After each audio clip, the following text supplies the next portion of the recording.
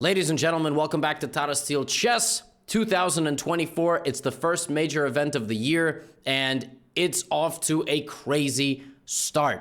Today, we had yet another defeat by a major player in the event. It was a very decisive day of games. Standings are shuffling up and down. There are upsets abound. We're going to get into it right now. That's the introduction. And if you're just getting caught up with the tournament, the past week has been all recaps from it. Here we go. We start with the challenger section. It's Daniel Dardha, a player from Belgium, actually the highest rated chess player in the world, who considers Belgium his home base. And it's Hans Niemann. Hans Niemann has lost 2 games in a row. He lost to Eline Rubers, and then he lost to Marc-André Marizzi from France. That was a crazy game.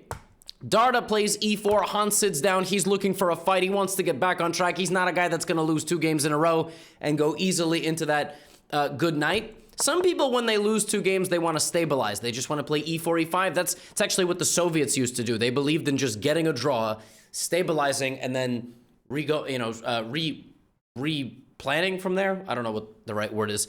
Anyway, Daniel Dardha just plays a c3 Sicilian, which is just about the most dead thing that he could possibly do.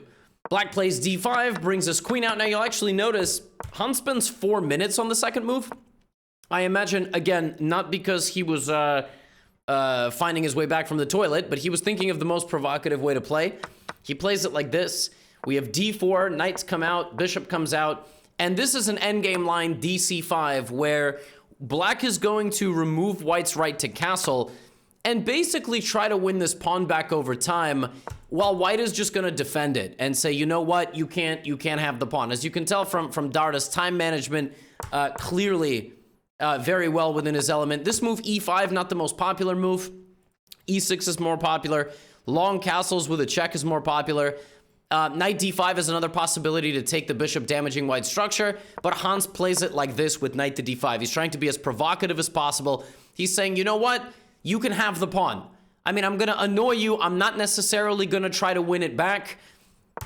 King c2, and listen, Daniel is like 2 moves away from completely stabilizing and having a very, very, very promising position. Hans plays a5, and he spent a good amount of time on that move. Nearly 30 minutes were spent on a5. Basically, right now, the position is at a critical moment, despite it only being 10 moves. Because the sides played in such a provocative way, like the c3 Sicilian has a reputation of being very solid, but at the end of the day, it's up to the players to determine how they're going to play it. It's a very critical position because white has an extra pawn, and he's going to develop very quickly and actually put some serious pressure on black if black is not careful.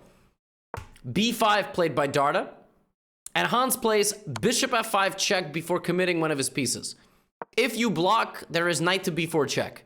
So the idea being that you win the knight back, win the piece back with this fork. Among other things, like knight takes e3, followed by the move e4, which is a fork, or just e4 right away. So Hans has to go, Daniel plays king to b2, and now Hans grabs the bishop. His knight is still hanging, and he plays bishop c5. Whoa. The idea of Hans was to completely sacrifice his knight. Wow.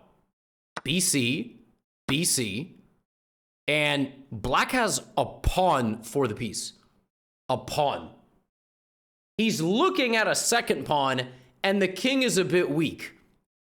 Now, in this position, bishop c4 is the best move for white, and the idea is that you actually walk your king into a check, and then you play here, and apparently white is much better. Apparently black just has nothing. Black can play f6, you play rook e1. If black keeps the bishop on this diagonal, you actually have knight takes e5, which would lead to a fork. So that is the best way to play after all of that. But instead of that, Dardha plays knight takes e5. He just grabs himself a pawn, and he does it this way. It was better for him to play bishop c4 first, but he does it this way. Hans gives a check and wins a pawn back. And now, as you can see, has some very meaningful pressure. That's why white should have spent the move and kept this back here. Knight c4, bishop h6. This is an insane game that is hanging on a knife's edge, but the computer still prefers white. Bishop e2 castle, rook d1, and now Hans plays a4. g4, bishop g6, and king b2. This was like the major moment in the game around here, where I think the biggest advantage existed.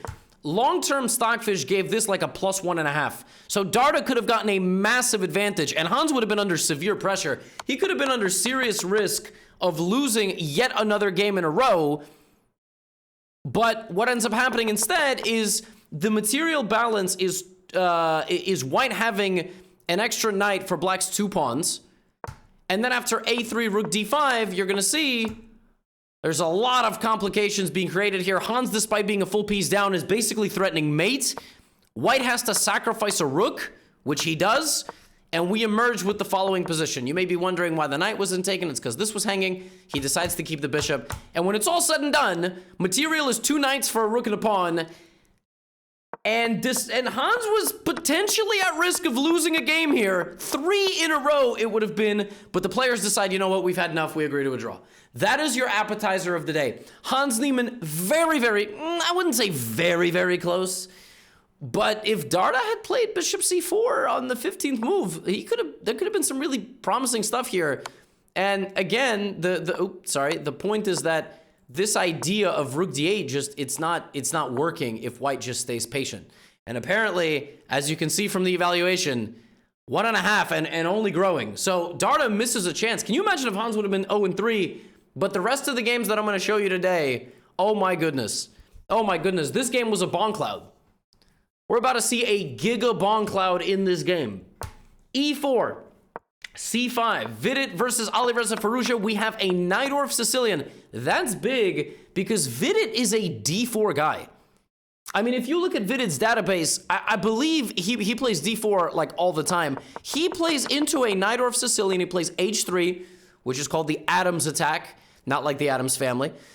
And now there's many lines here for black. Alireza plays knight c6, and the players get this type of position where clearly white is going to be under some massive attack, right? Rook c8, and there are some naughty intentions over here, whereas white will try to attack over here. White's going to be under attack on that side of the board. Plays king b1, getting off the c line, queen c7, and now Vidit thinks a little while and plays a3. All right, spends about 10 minutes. He could have played g4, he could have played bishop e2, he could have played bishop g5. There's a lot of moves here. Plays a3. Now, black cannot take on c2 because even though it looks promising, there's nothing. He's going to have to back up. He's going to have to play knight to c6, and then Vidit will probably play g4, g5, try to play knight d5. And then here, Vidit got hit with knight takes c2. And that's crazy because I have absolutely no idea what on earth the follow-up is. I mean, everything is protected. Well, Alireza plays queen c6.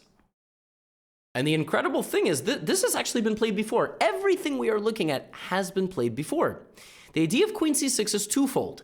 Pressure on this diagonal, on these two diagonals, and also d5. You see, white is in a precarious situation. His knight is hanging, but the king is defending, but he can't move his king back. And since he can't move his king back, d5 is on the way because king is right here. So Vidit plays knight d2. He spends 17 minutes, and now the only moves ever played in history in this position have been d5.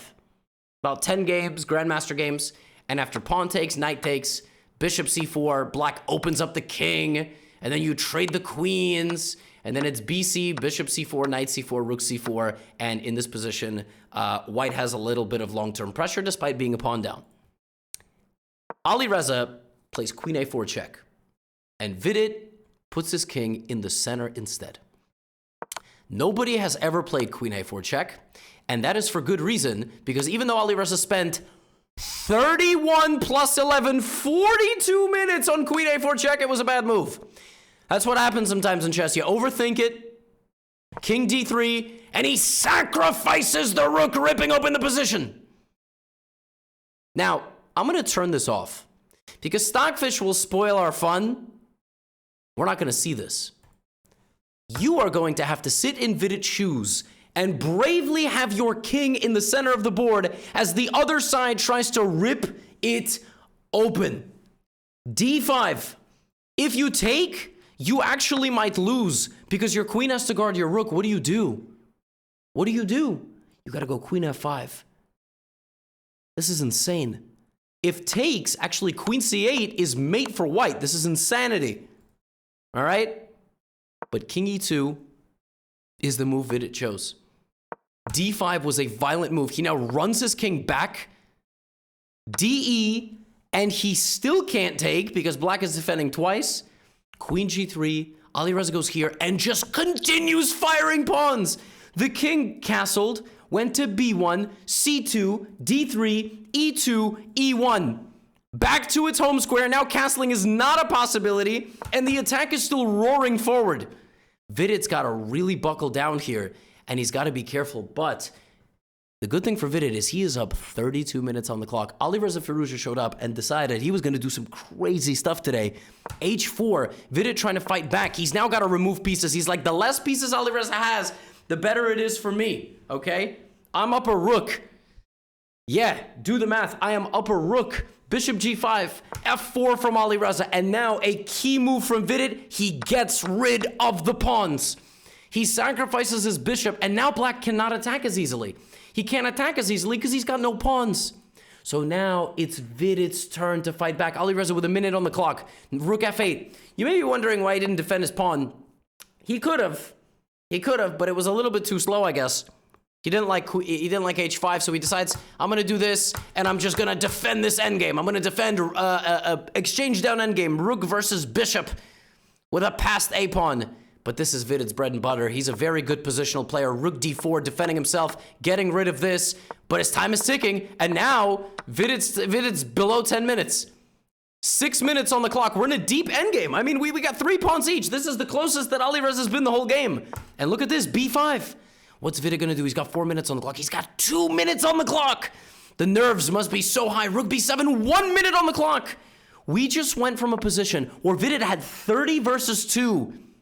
30 versus 2 to 2 versus 1.5. This is nuts. Could he possibly be screwing this up? Rook c8, rook b7, b4. Vidit makes a move with 8 seconds to go. Bishop takes b4 because he gets 30 seconds bonus. He makes this move with 9 seconds to go. a5. Vidit plays rook g7, knight e5, and now the final move of the time control. The 40th move, he brings his king forward, which he made with 6 seconds on the clock. And there's the bonus time. And this endgame is winning. It's winning because a rook versus a bishop endgame purely is not winning, but with more backup, it is winning since you can get a pawn imbalance, you can win a pawn, you can trade the right pieces, and ultimately you can promote one of your pawns. Knight g4 check, king to d4. Alireza just resigns. He just resigns because it's impossible for him to guard his g-pawn. He's going to lose it.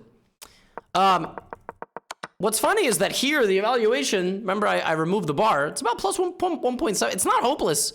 It's not hopeless.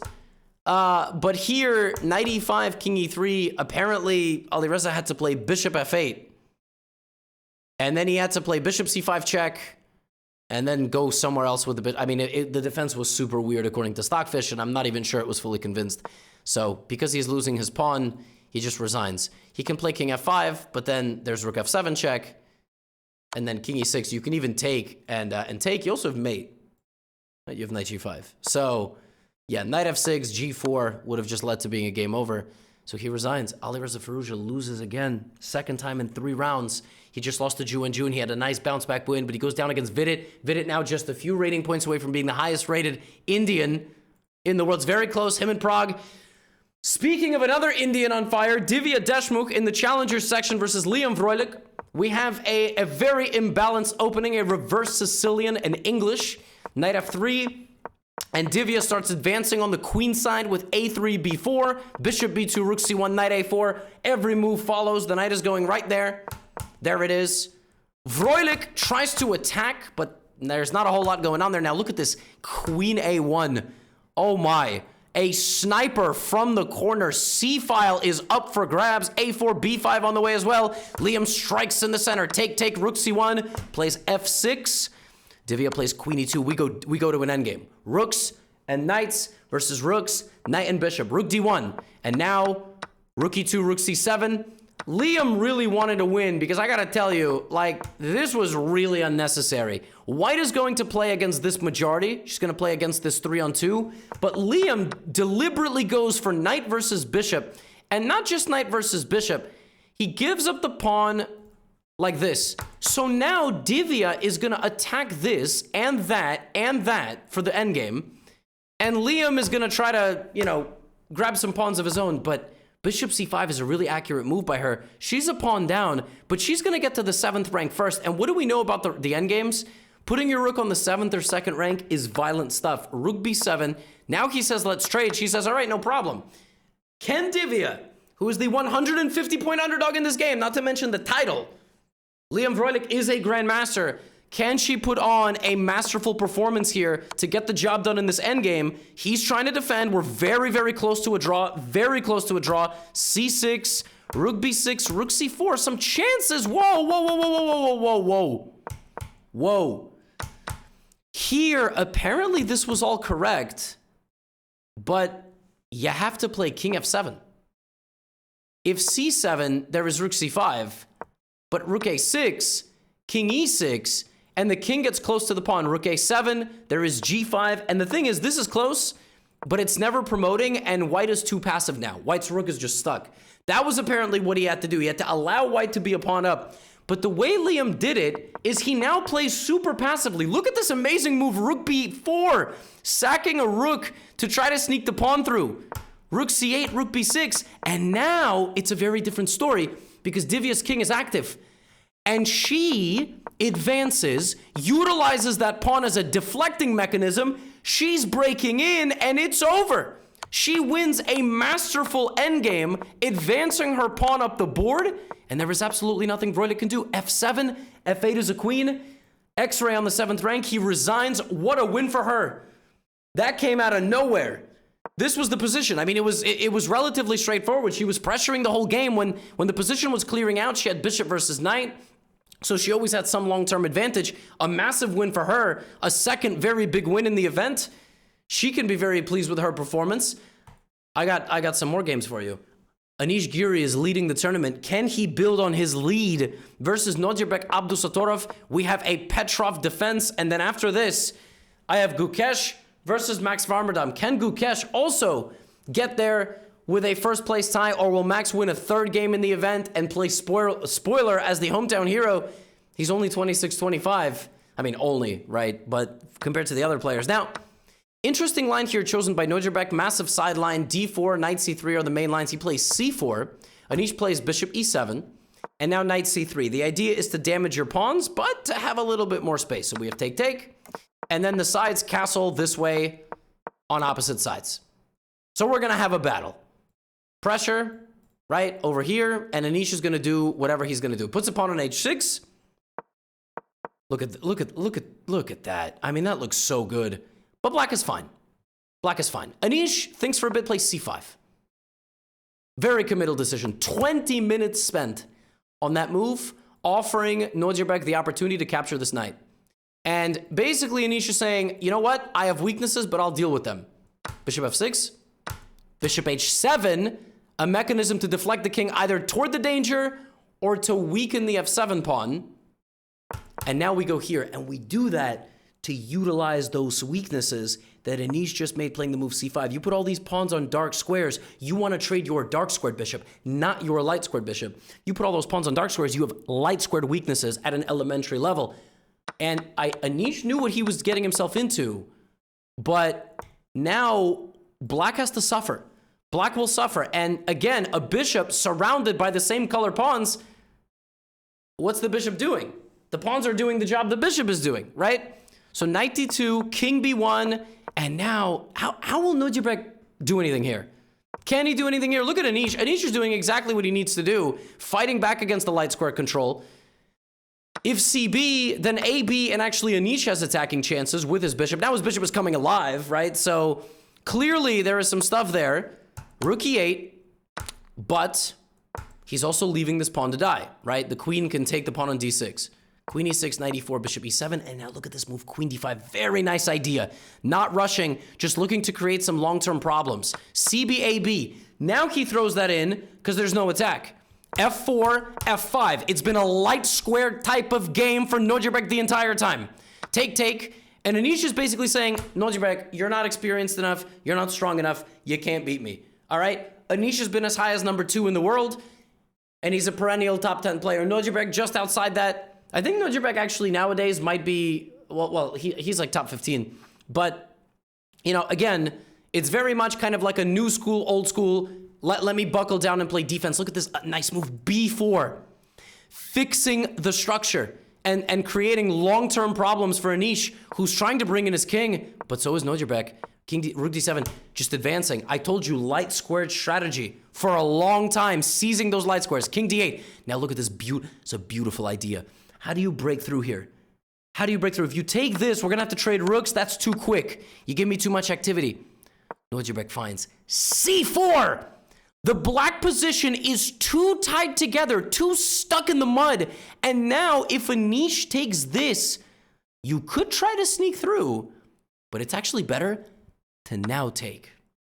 The idea of c4 is to deflect the b pawn from the defense of the a file.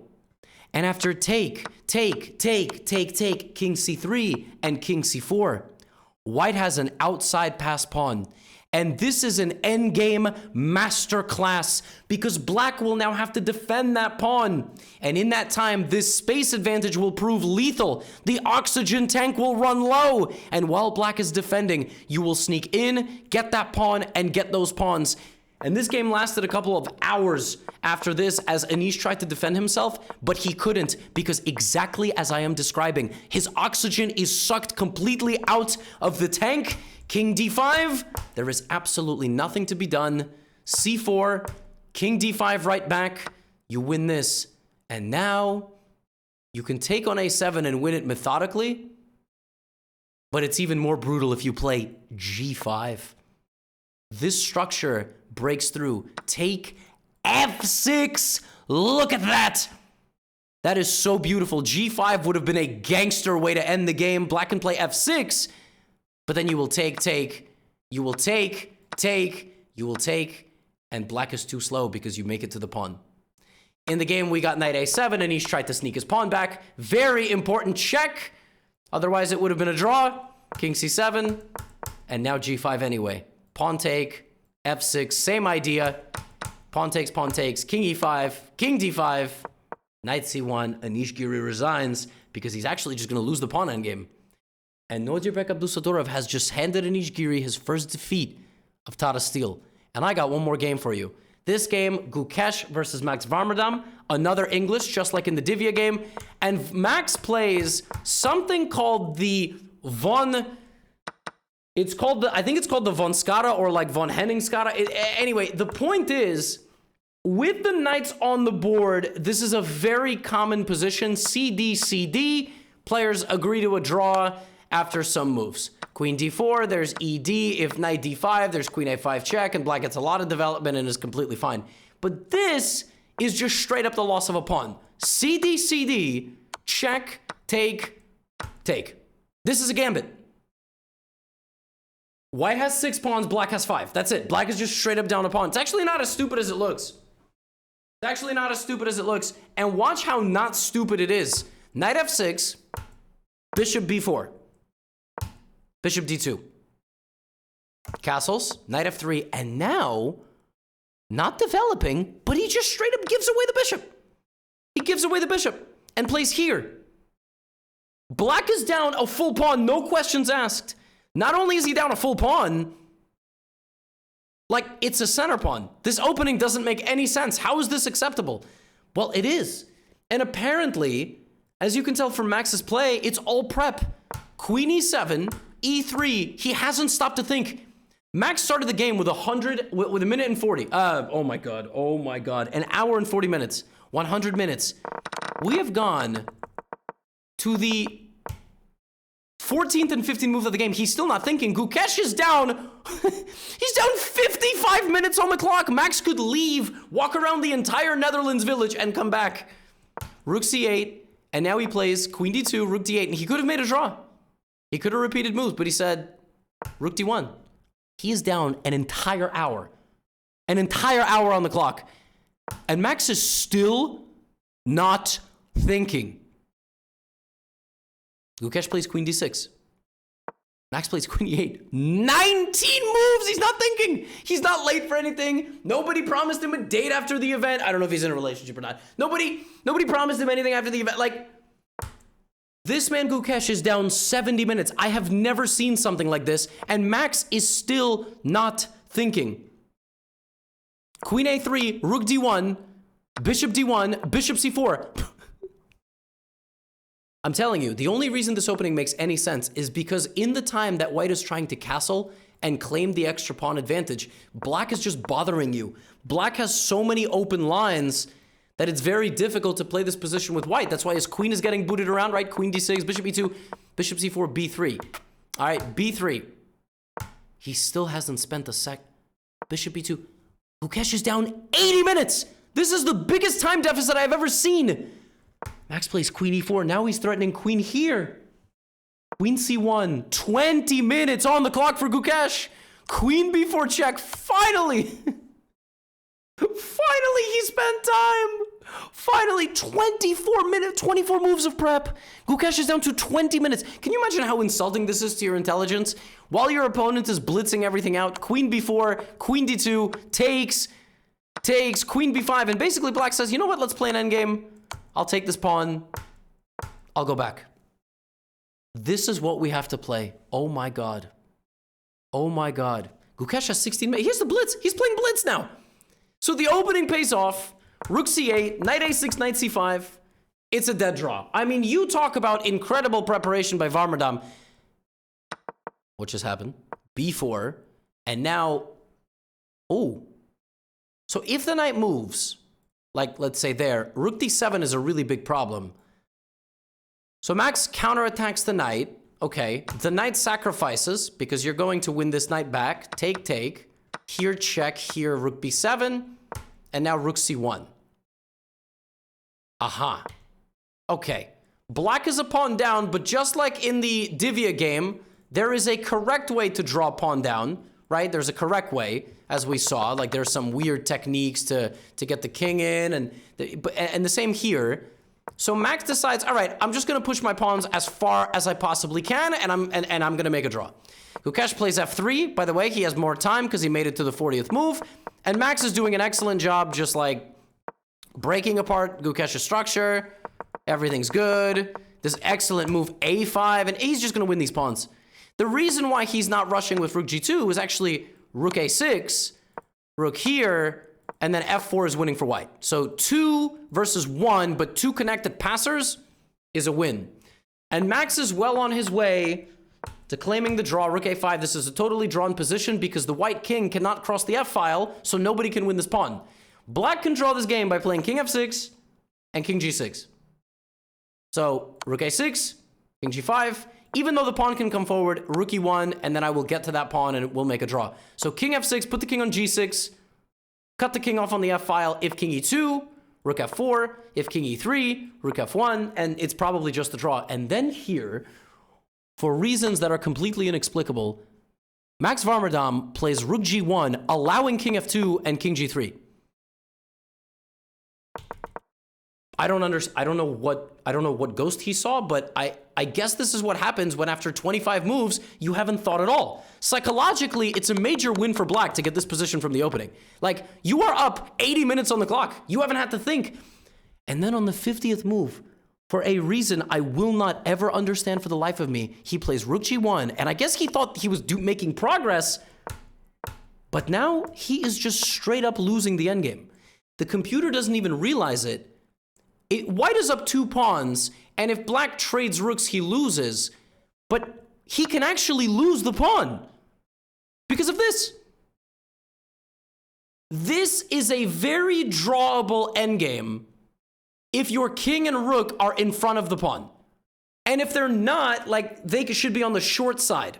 So if the pawn is here, the black king should defend on the short side. If the pawn is here, you should defend on the shorter of the 2 sides. You should be on that side. You should be close to the pawn. There's a lot of technique, but he's cut off horizontally.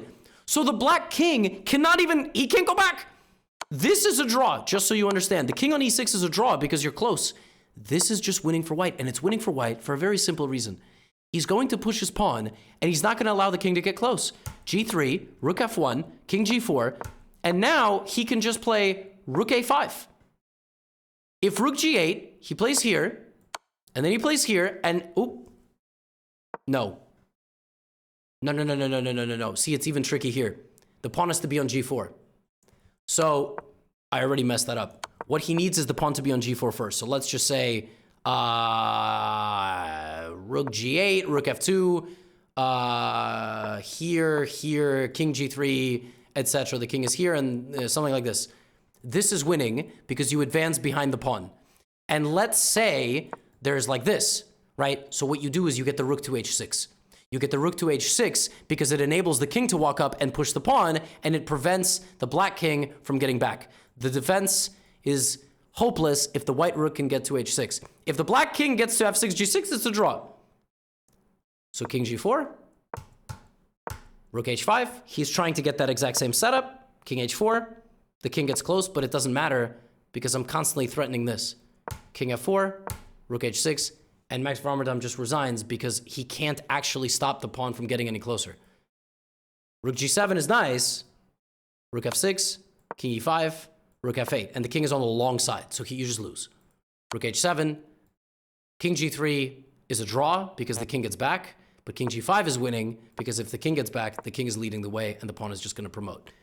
A little bit complicated. As you saw there, even I rushed and the pawn had to be on the g4 square instead of the g3 square.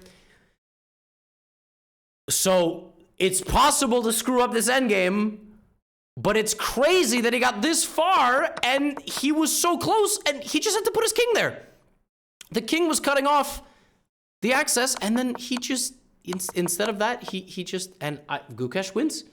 Gukesh wins, and not only, Gukesh is winning the tournament. Nodirbek catches Anish by beating him, and Gukesh wins, and 3 guys are tied for first. Alireza loses again, but yet he's still half a point out of first place. And on the other side, it's as follows: Salem with 5, Karabov 4.5, 4.5. Marc-Andre Maurizi very close to winning today again. I believe he drew his game. He almost won a 3rd game in a row, which was completely insane. Yeah, that's all I have for you today. Get out of here.